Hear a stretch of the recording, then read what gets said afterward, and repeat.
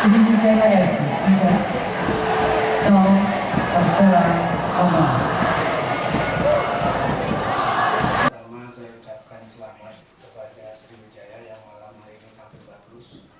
Yang kedua memang dalam pertandingan ini agak sedikit kenyataan dari pemain saya karena keterbatasan stok yang kami miliki. Sebagian besar pemain 12 kali main belum pernah tergantikan pemain asing kami. Itu ada asing saya. Yang kedua agak terlambat panas memang. Itu tadi mungkin karena berkaitan dengan sedikit kecapean, anak-anak terlambat panas. Seharusnya cara mainnya Persela itu di babak kedua, tapi itulah sebab. Sekali lagi saya ucapkan selamat buat Sriwijaya. Oke, kalau Pak Is, gimana Pak Is? Gol pertama terjadi memang dari bola servis free kick, corner kick ya.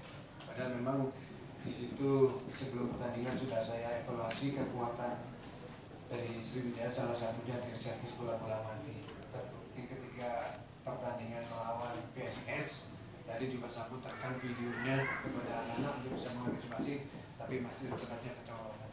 Jadi memang itu tadi. Pertandingan sebenarnya berjalan dengan bagusnya saja, pemain saya terlambat panas dan sudah ketinggalan 3-0, menurut saya cukup berat mengejar ketinggalan.